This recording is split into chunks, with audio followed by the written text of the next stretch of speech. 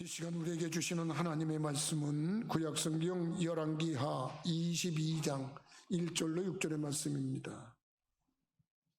제가 가지고 있는 성경으로는 구약성경 600페이지입니다.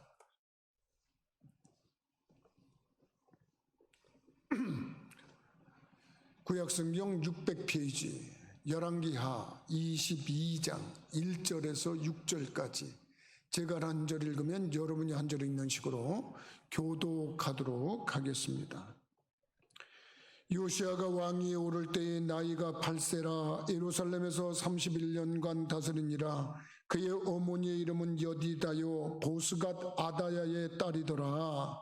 요시아가 여호와 보시기에 정직히 행하여 그의 조상 다윗의 모든 길로 행하고 좌우로 치우치지 아니하였더라. 요시아 왕 18째 해에 왕이 무술람의 손자 아살리아의 아들 서기관 사반을 여호와의 성전에 보내며 이르되 너는 대제사장 힐기야에게 올라가서 백성이 여호와의 성전에 드린 은 곧 문지킨 자가 수납한 은을 계산하여 여호와의 성전을 맡은 감독자의 손에 넘겨 그들이 여호와의 성전에 있는 작업자에게 주어 성전에 부서진 것을 수리하게 하되 곧 목수와 건축자와 미장이에게 주게 하고 또 제목과 다듬은 돌을 사서 그 성전을 수리하게 하라. 아멘. 성경에 보면 제일 이 세상에서 오래 산 사람이 있습니다. 누굽니까?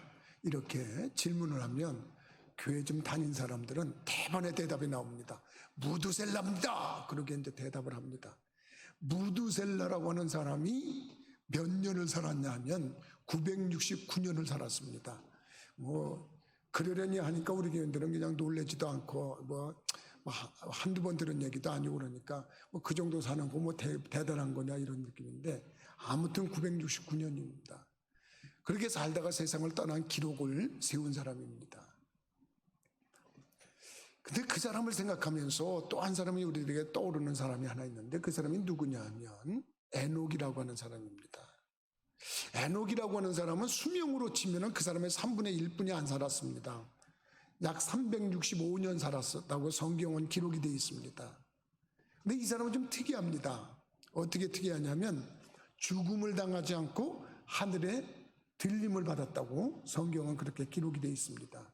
그러니까 천국을 가는데 죽지 않고 간 사람이 아주 그 구약 성경에 엘리야 말고 아주 유일한 사람입니다.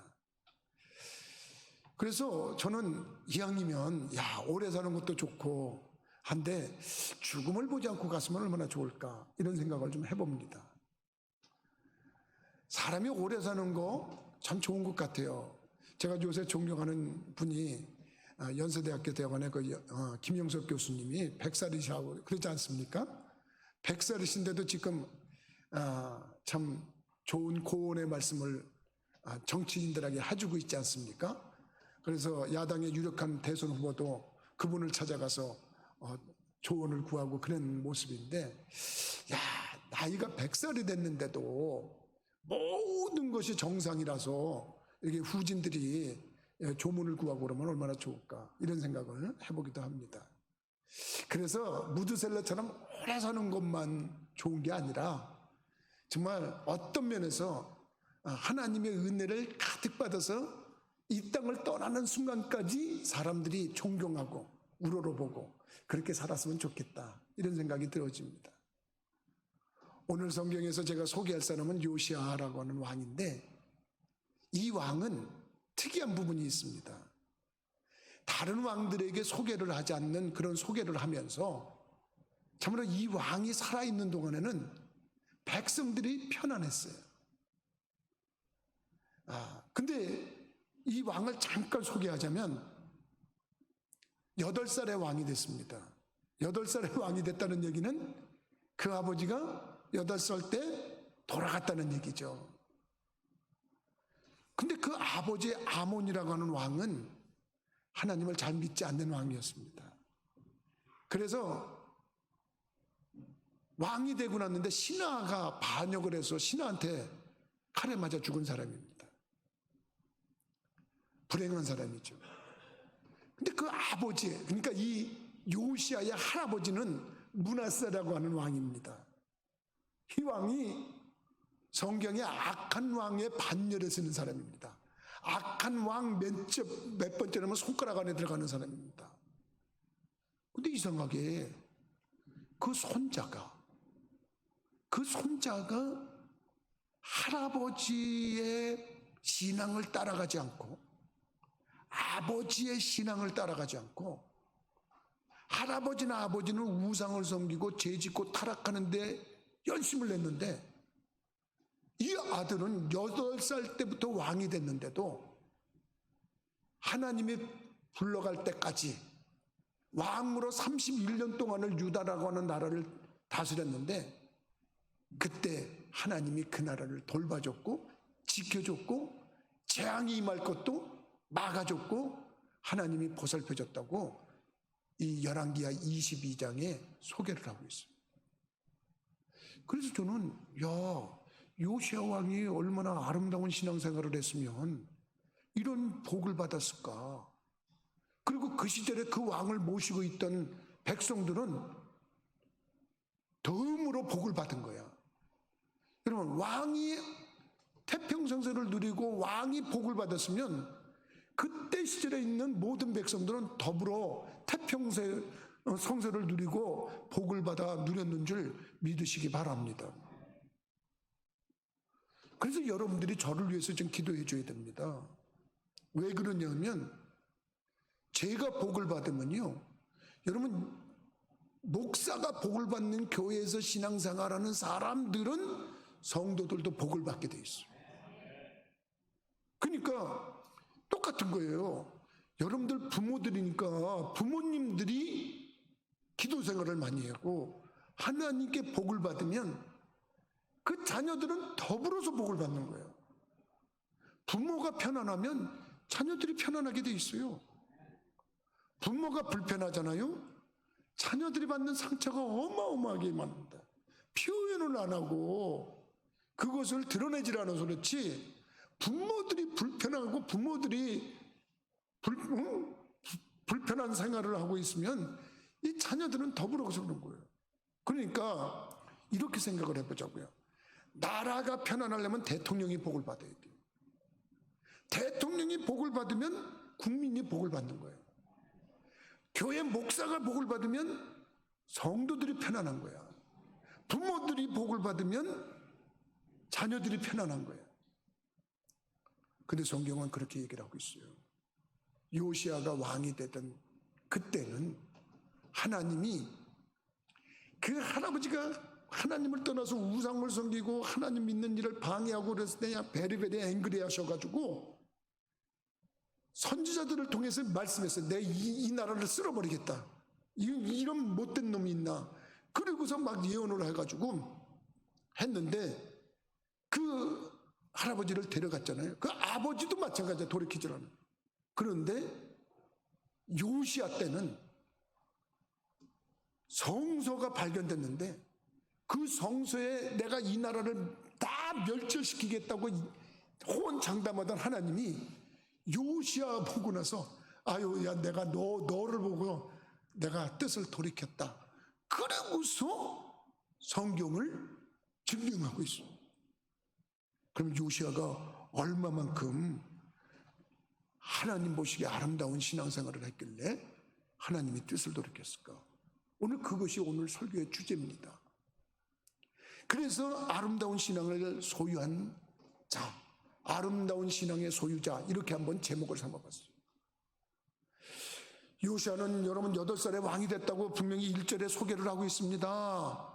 여러분 8살짜리가 무슨 나라를 치려하겠어요?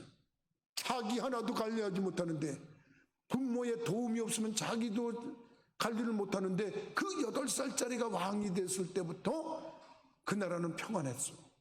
그 이유가 뭘까요? 8살짜리가 왕이 됐을 때는 누군가가 섭정을 했다는 얘기 아니겠습니까? 그럼 누구 말을 가장 잘 들었을까? 그 아들이 누구 말을 잘 들었을까? 그 어머니의 말을 잘 들은 거예요.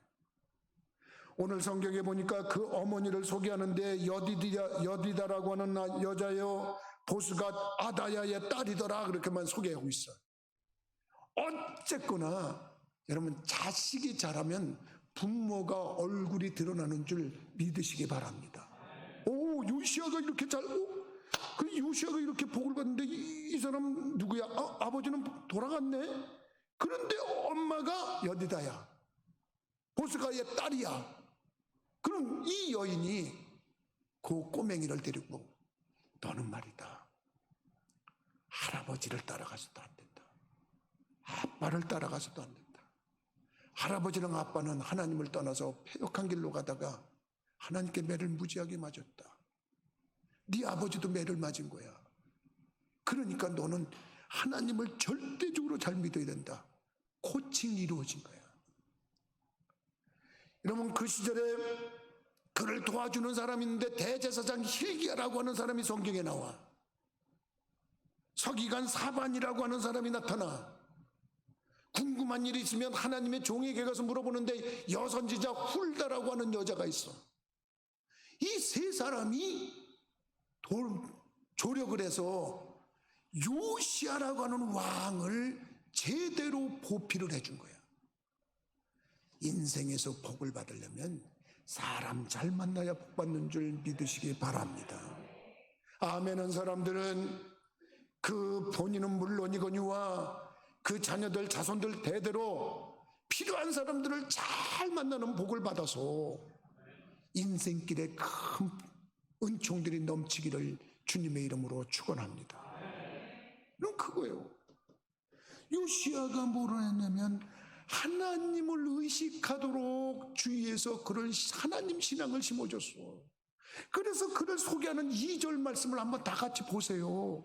여러분, 2절에 뭐라고 소개를 하고 있냐면 요시아가 여호와 보시기에 정직히 행하여 그의 조상 다윗의 모든 길로 행하고 좌우로 치우치지 아니하였더라. 믿습니까? 그 할아버지 므낫세는 그러지 않았어요. 그 아버지 아몬도 그러지 않았어요. 그런데 이 요시아는 하나님 보시기에 정직히 행한다. 사람은 신앙생활에도 두 종류야. 사람 의식하면서 신앙생활하는 사람이 있고 하나님 의식하면서 신앙생활하는 사람이 있어. 하나님만 의식한다 그러면 이 사람은 문제가 없어. 아무 문제가 없어. 사람이 보든 안 보든 의식하지 않아.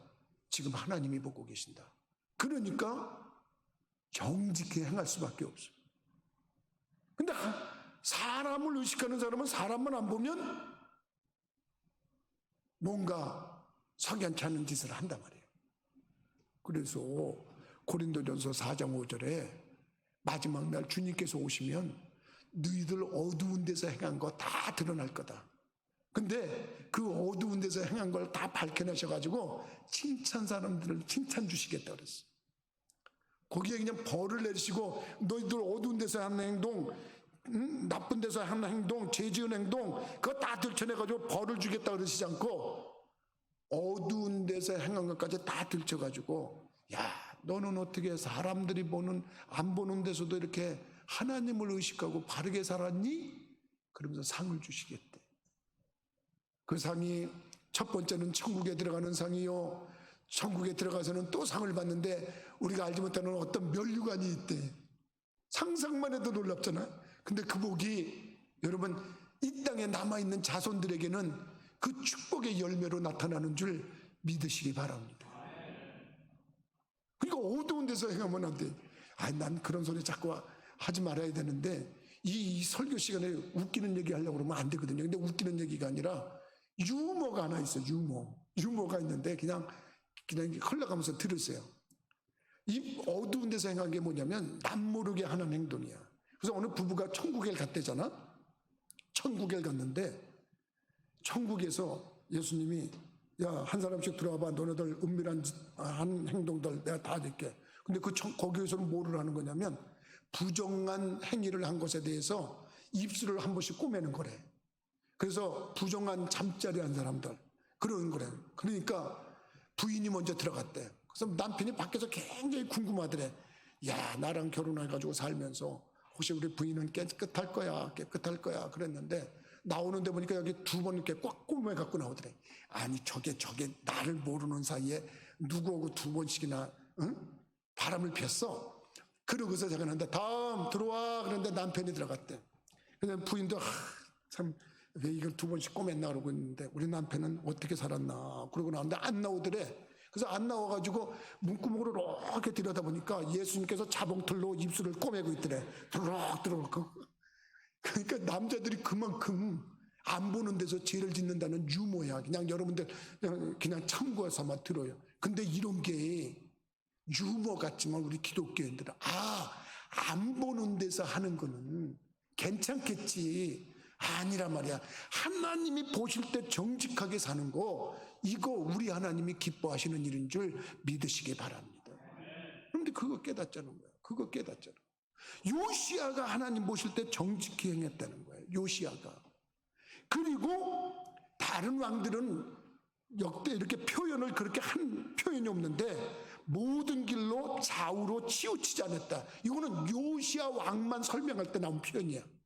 그러니까 다른 왕들은 이렇게 갔다가 이렇게 가고 한쪽 발은 여기다 놨다가 하나님 믿는 척 하다가 또 아니면 하나님 안 믿는 척으로 이렇게 치우치고 이랬는데 요시야는 그게 없었다는 거예요. 일괄되게 하나님 믿는 대로 갔다는 거예요. 아름다운 신앙인 줄 믿으시기 바랍니다. 어떤 때 나도 기가 얇은 게 내가 단점이라는 거 생각하고 속상할 때가 있더라고. 누가 무슨 말을 하면은 고래? 그러고서 내가 어이구 그런가 보다 그러고 또 이쪽에서 누가 고래? 그러면서 또 이쪽으로 가는데 그 고래라고 하는 말이 누가 뭐지 저 유머 1번지인가 뭐 거기서 나와가지고 내가 그 저기를 하는데 아주 그 말이 참 재밌더라고요. 근데 그러다가 보니까 나도 바보지. 무슨 말을 들으면 이렇게 했다가 무슨 말을 들으면 이렇게 했다. 왜 나는 왜 이렇게 가볍지 사람이? 그러면서 아니야 나는 이렇게 그냥 일괄되게 가야지. 근데 목회 초창기에는 특히 개척교회 당시는 교인들 중에도 목사를 좌지우지하려고 그러는 사람이 있어요. 자기 마인드로 컨트롤하려고 그러는 사람이 있어요. 그리고 은근히 협박까지 하는 사람이 있어. 목사님 내 말 안 들으시면 교회가 힘들어질 겁니다. 이러면서 아주 그러는 사람이 있어요. 근데 처음에는 교인 하나 떨어질까봐 그냥 그 사람 말 들어가다가 또 이 사람 말 들어가다가 그래가지고 줏대가 없는 목사가 돼버렸었어. 내가 초창기에. 그러다가 어느 날 이건 아니다 싶어서 나는 하나님 말씀만 믿고 간다 그래서 그냥 누가 뭐라 그래도 그대로 가. 그러니까 그때부터 들리는 말이 있어. 우리 목사님은 독재야 독재 그러는 사람이 있어. 독재가 아니라 여러분 우리는 하나님 말씀대로 좌우로 치우치지 말고 일괄되게 나가는 믿음의 그런 어떤 그 정확함이 있어야 되는 줄 믿으시기 바랍니다. 그거예요. 요시야가 그랬다는 거예요. 다른 왕들은 그렇게 표현해요. 근데 이 요시야에 대해서 더 정확하게 표현한 게 있어요. 여러분 그 한 장 더 넘기면 23장이 있어. 23장이 있는데 그 24절과 25절 말씀을 보세요. 얼마나 요시야가 하나님 보시기에 아름답게 신앙생활을 했는지 거기 표현이 되어 있단 말이에요. 제가 한번 읽어볼까요? 요시야가 또 유다 땅과 예루살렘에 보이는 신접한 자와 점쟁이와 드라빔과 우상과 모든 가증한 것을 다 제거하였으니 이는 대제사장 hil기야가 여호와의 성전에서 발견한 책에 기록된 율법의 말씀을 이루려 함이라. 요시야와 같이 마음을 다하며 뜻을 다하며 힘을 다하며 모세의 모든 율법을 따라 여호와께로 돌아간 왕은 요시야 전에도 없었고 후에도 그와 같은 자가 없었더라. 믿습니까? 여러분 우리가 좀 이런 신앙의 소유자가 되어야 되지 않겠습니까? 요시야는요 그 이전에 그런 왕이 없고 그 이후에 그런 왕이 없는데 몰라요. 하나님을 정확하게 하나님을 바르게 하나님을 영화롭게 하는데 좌우로 치지 않고 그렇게 갔다는 거예요. 그러니까 그 이전의 왕들은 약간씩 흔들리는 모습이 있었다는 거예요. 근데 요시야는 절대로 그런 게 없었다는 거예요. 와, 아름답지 않습니까? 그 이전에 그런 왕이 없고 그 이후에 그런 왕이 없다는 거는 솔로몬 때 한번 표현이 된 적이 있어. 솔로몬은 복을 많이 받았어. 1000번제를 드리고 정말 어마어마한 지혜와 총명을 받고 그래갖고 부와 기가 넘쳐갖고 하나님이 야, 너 다른 사람들은 부와 기와 장수를 원하는데 너는 어떻게 지혜와 명철만 구하냐? 그래, 내가 너가 구하지 않은 것까지 다 줄게. 그리고 하나님이 감동하셔가지고 줘가지고 성경에 나중에 그 사람이 받은 복을 표현하는데 그 이전에 그런 왕이 없고 그 이후에 그런 왕이 없을 정도로 엄청난 복을 받았다고 표현되어 있어요. 그런데 요시아는 하나님을 정확히 믿는데 이런 왕이 없었다고 표현했어요. 얼마나 아름다운 신앙이에요. 나는 여러분들이 요시아와 같이 일관되게 하나님을 믿고 따라가는 분들이 되기를 주님의 이름으로 부탁을 드립니다. 두 번째는 성전을 사랑하는 아름다운 신앙을 가졌어요. 이게 뭐냐? 할아버지도 우상을 섬기고 바알신을 섬기고 뭐 하나님을 떠난 패역한 길로 가고 아버지도 그랬고, 그러니까 하나님의 성전이 완전히 파괴되고 무너지고 막 부서지고 그런 거예요.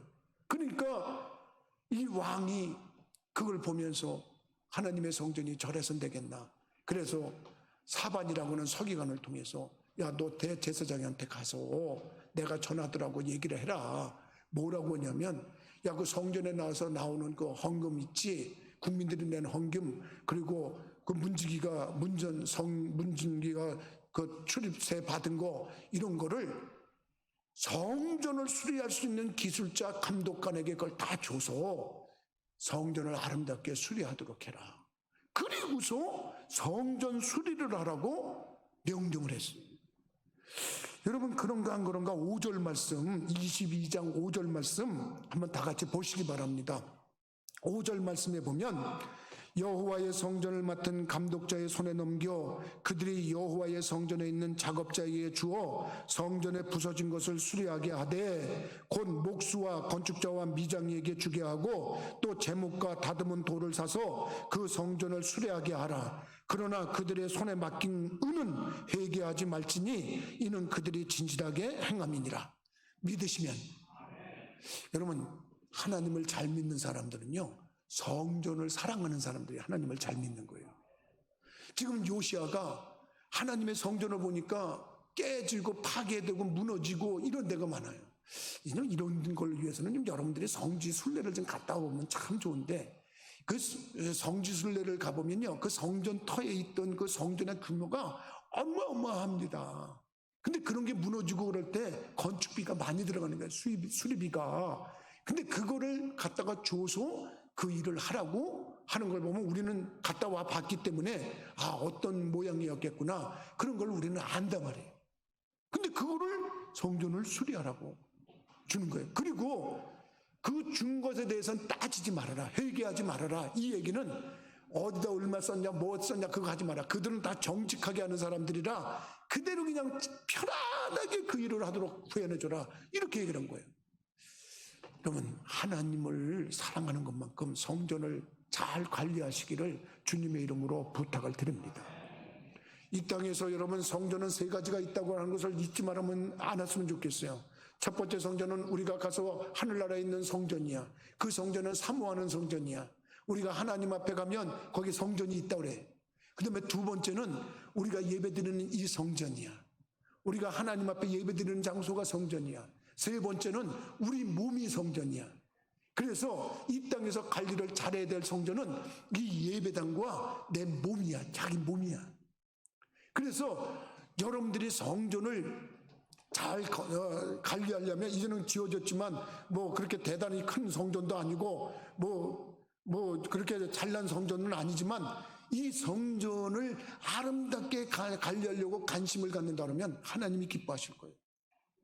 그리고 그 성전을 우리들이 잘 보수하고 그러는 것이 하나님의 뜻이에요. 그래서 이번 주에 추석 끝나자마자 누수공사를 해요. 우리도 이 교육관 누수공사하고 저 베란다 쪽에 3층도 그렇고 4층도 그렇고 양쪽 베란다 이 알루미늄 살 수 있는 데가 다 그 실리콘이 떠서 비가 오면 줄줄줄 새요. 그래서 그거 장비 불러다가 합니다. 대대공사 그걸 한다고 하는 거예요. 내가 설교 준비하다가 야 우리도 성전 공사를 좀 해야 되겠다 이래 가지고서 저하고 저번에 실내는 페인트 작업 다 했고 그런 모습을 한단 말이에요. 성전이 망가졌는지 무너졌는지 깨졌는지 금이 가는지 이런 것에 대해서 관심을 안 갖고 있다 그러면 여러분 우리들이 그만큼 신앙생활에 나태한 거예요.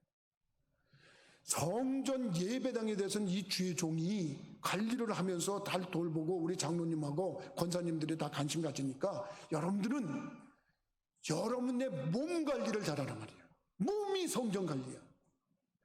너희 몸이 하나님의 성전인 것과 성령이 너희 안에 거하시는 것을 알지 못하느냐 그랬어요. 그러니까 여러분들이 몸 관리를 잘해야 돼. 그래서 이 몸을 관리를 잘하려면 일단은 여러분들이 건강한 몸을 가지고 있는 것도 성전 관리 잘하는 거예요. 그러니까 적당한 운동하는 거 잊지 말고 몸에 좋다는 건 다 먹어도 괜찮아. 나는 그런 주의자. 왜? 이 성전을 건강하게 하는 게 하나님 뜻이다. 그리고 아름답게 관리해야 돼. 그래서 여러분들이 성전에다가 매연을 불어넣으면 안 돼요. 어떤 분들이 그래요. 목사님 성경에 담배가 안 나오는데 담배 피는 게 죄입니까? 그렇게 묻는 사람이 있어요. 나는 성경에 담배가 있고 없고를 떠나서 몸이 성전인데 성전에다가 니코틴을 부어가지고 그것이 그 몸 성전을 파괴한다 그러면 그게 죄지. 그거 잘못하는 거예요. 아니라고 생각하면 그냥 니코틴을 붓든지 뭐 그거는 자기 생각인데 하나님이 절대 그런 사람 기뻐하지 않습니다. 하나님의 성전을 깨끗하게 관리해야지. 그리고 할 수 있으면 깨끗하게 노력해야 돼요. 목사님 술을 먹으면 죄입니까 아닙니까? 그렇게 묻는 사람이 있어요. 술? 여러분 술이 여러분 성경에 술을 먹고 안 먹고 나는 성경은 아이러니하게도 디모데에게 사도 바울은 그런 말을 했어요. 네 자주 나는 비위를 위해서 포도주를 조금씩 써라. 그럼 포도주 정도 먹는 거예요. 무슨 문제가 되겠어요. 여러분들이. 근데 건강을 위해서 먹으라고 하는 거예요. 건강. 몸이 안 좋았나 봐요. 그러니까 포도주를 써서 약으로 써라 이거예요. 그러니까 여러분들은 혹시 약으로 먹는 술이 있으면 괜찮을 것 같아. 내가 볼 때 그래. 그렇다고 내가 이거 조장하는 건 아니야. 술 먹는 거라고 조장하는 건 아니고 건강을 위해서 성전을 잘 관리하기 위해서 뭐 포도주 정도 한두 잔 먹는데 뭐 문제. 문제는 그것 때문에 몸이 망가진 자들이야. 알코올 중독자들이란 말이야. 알코올 중독이 되면 여러분 중독이 되면 제일 먼저 뇌가 망가져요. 이건 의학적 상식이에요. 뇌가 망가지니까 치매가 일찍 와. 알코올 중독자들 보세요. 늙어서 다 치매가 걸려가지고 난리지. 그 다음에 그거보다도 더 빨리 오는 게 있어. 남자의 활력, 여자의 활력을 떨어뜨려. 그냥 솔직하게 얘기하면 성기능이 마비돼 버려요. 알코올 중독이 오면. 그러니까 이 알코올 중독인 남자들이 갖는 2차적인 병이 뭐냐면 의처증이야. 왜? 부인에 대해서 괜히 의심을 해. 자기가 약점을 갖고 있으니까. 술을 끊어야지. 그러니까 성전 관리를 하는 데 있어서 자기 관리를 잘할 때 이 몸에 나쁜 건 마약이라든지 술이라든지 담배라든지 죄냐 아니냐를 따지기 전에 성전을 파괴하는 죄다. 이렇게 생각하고 여러분들이 성전을 관리하기 위해서라면 이유야 달라지겠지만 여러분들이 성전 파괴하는 일이 없기를 주님의 이름으로 부탁을 드립니다. 그래서 어떻게 보면 하나님이 역사하셨던 유명한 사람들은 다 성전하고 관리가 있어요. 모세에게는 성막을 지어라. 내가 너를 만날 장소가 성막이다. 그래서 성막을 건축했어. 다윗은 나는 이렇게 상하궁 같은 귀한 그런 백향목으로 지은 궁에서 사는데 하나님은 저 초라한 성막에 계시니 이거 어떡하냐.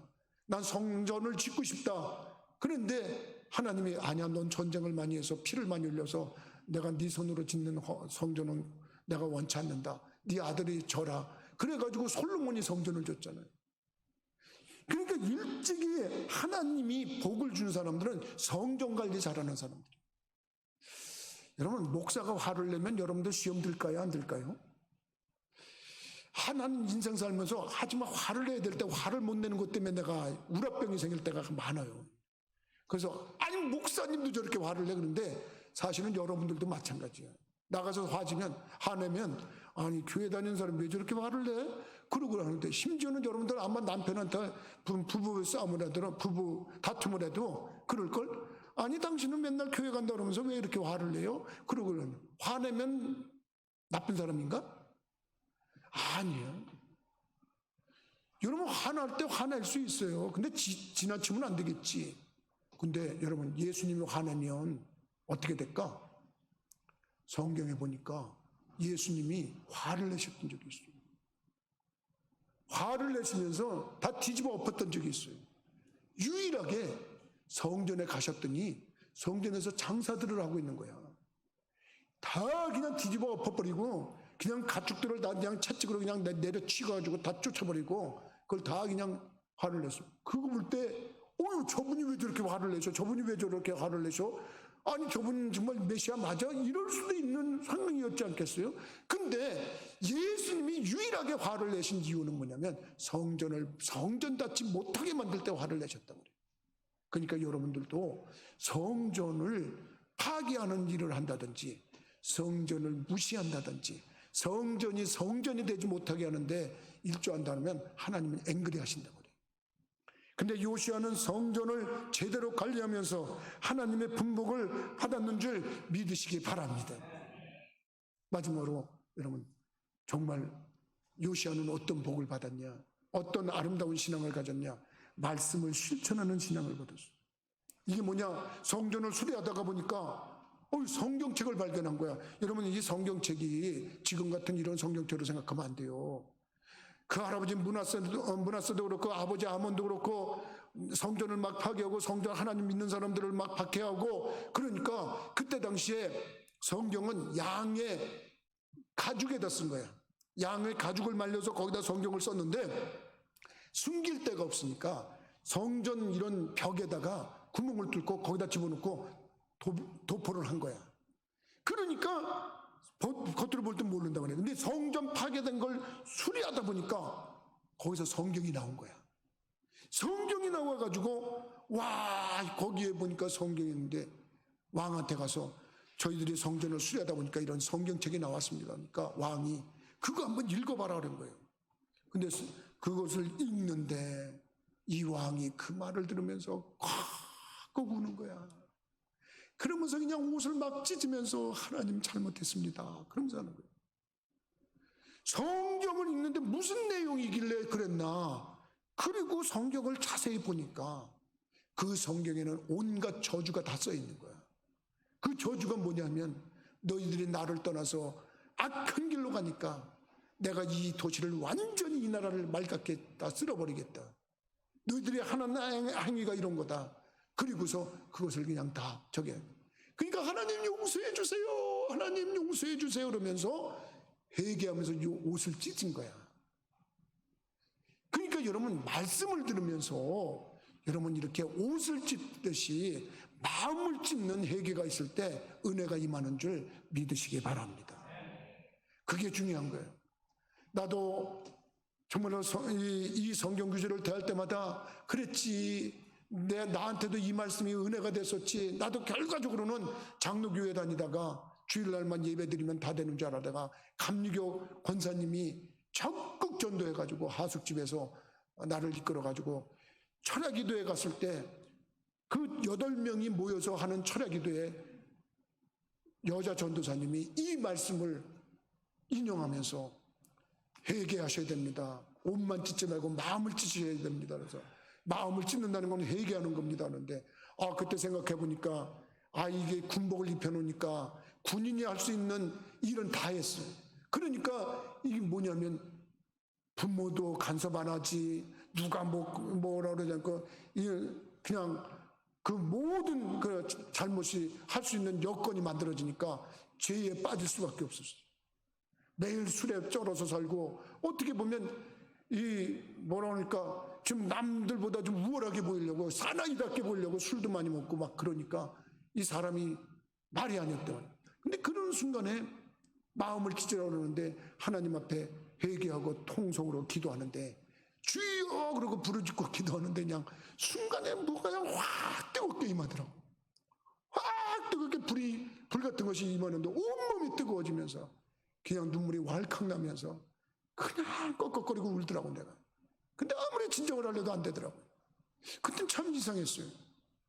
그 사건 이후에 술 먹이고 뭐고 내가 다 끊고 사람이 180도 바뀌었어요. 사나이 뒀던 사람이 가장 여성스러워졌어요. 내가 생각해봐도. 그래가지고 술 먹으라 그래도 안 먹어. 아니 저 사람 왜 저렇게 됐어? 몰라. 뭐 교회 갔다 오더니 저렇게 됐어. 그러는데 술 먹으라도 술 안 먹고 뭐 어디 가자라도 안 가고 뭐 그냥 매일 그냥 야 이거 어떻게 저기다 해야 되나 이 삶을 어떻게 살아야 되나 그러고 고민했는데 나중에 보니까 하나님의 영이 강력하게 임한 친구였어요. 그럼 그 사실로 인해서 목사까지 됐어요. 그 놀라운 체험이 아니고서는 제가 이렇게 목사까지 될 수는 없었을 거예요. 근데 그 마음을 찢는다는 거, 여러분 성경을 듣고 말씀을 들으면서 마음을 찢고 회개하면 덤으로 큰 축복이 임하는 줄 믿으시기 바랍니다. 나는 그 이후로 내가 지금까지 목회하면서 참으로 하나님이 왜 나를 이렇게 사랑하시는가, 왜 이렇게 복을 주시는가 이렇게 생각하면 너무너무 감사한 일이 한두 가지가 아니에요. 여러분들도 진정으로 한번 마음을 찢어보세요. 그리고 한번 회개를 해보세요. 그러면 어떤 일이 역사가 일어나나. 요시아에게는 하나님이 알았어 너 그렇게 회개하니까 내가 이렇게 재앙을 내리겠다는 걸 내가 안 내릴게, 그리고 또 뜻을 돌이켰다고 성경은 증명을 하고 있어요. 여러분 19절부터 한번 내가 읽어드릴게요. 19절부터 여러분도 한번 보시기 바랍니다. 19절에 보니까 내가 이곳과 그 주민에게 대하여 빈터가 되고 저주가 되리라 한 말을 네가 듣고 마음이 부드러워져서 여호와 앞 곧 내 앞에서 겸비하여 옷을 찢고 통곡하였으므로 나도 네 말을 들었노라. 여호와가 말하였느니라. 그러므로 보라 내가 너의 조상들에게 돌아가서 편안히 묘실에 들어가게 하리니 내가 이곳에 내리는 모든 재앙을 네 눈이 보지 못하리라. 믿으시면. 여러분 이 말에 설명이 좀 필요합니까? 이 말은 무슨 말이냐면 하나님이 이 땅을 쓸어버리겠다고, 빈터가 되게 하겠다고, 저주하겠다고, 재앙을 내리겠다고 그랬는데 요시아가 옷을 찢으면서 통곡하고 부르짖고 회개하니까 하나님이 그래 내가 네 기도를 들었다. 내가 하던 말 다 취소할게. 내가 다시 하는 너 편안하게 살게. 네가 사는 동안은 편안하게 해줄게. 이 재앙 임하지 않게 해줄게. 그리고 하나님이 뜻을 돌이켰다고 성경은 기록을 하고 있는 거예요. 여러분 우리들이 믿음 생활하면서 정말 중요한 거는 내가 하나님 앞에 마음에만 들면 나하고 관계된 모든 사람들이 더불어 편안한 줄 믿으시기 바랍니다. 요시아가 이렇게 회개하고 하나님 앞에 바로 서니까 할아버지가 잘못했더라도 아버지가 잘못했더라도 결과적으로 이 요시아 때문에 그 시절의 백성들은 더불어서 평화를 누리고 평강을 누리고 참으로 하나님의 분복을 누리며 살았다고 하는 사실이 증명하고 있는 거 아니겠습니까? 여러분 하나님 보시기에 아름다운 신앙생활 하시기 바랍니다. 그것은 다른 거 아닙니다. 참으로 하나님을 의식하면서 항상 사는 겁니다. 하나님 보시기에 정직하게 사는 겁니다. 그리고 성경 관리 잘하는 겁니다. 눈에 보이는 예배당도 잘 관리해야 되지만 자기 몸 관리를 잘하는 겁니다. 제된 곳에 빠지지 않게 하는 겁니다. 그리고 참으로 하나님 보시기에 합당하게 성경 관리를 잘 하시고, 그리고 하나님 말씀 드리고 회개하고 뉘우치면 하나님은 반드시 거기에 상응하는 분복을 내리신다는 걸 깨닫고 여러분들도 하나님께서 베푸신 축복을 누린 주인공들이 되셔서 행복하고 위대한 간증자들이 되기를 주님의 이름으로 부탁을 드립니다.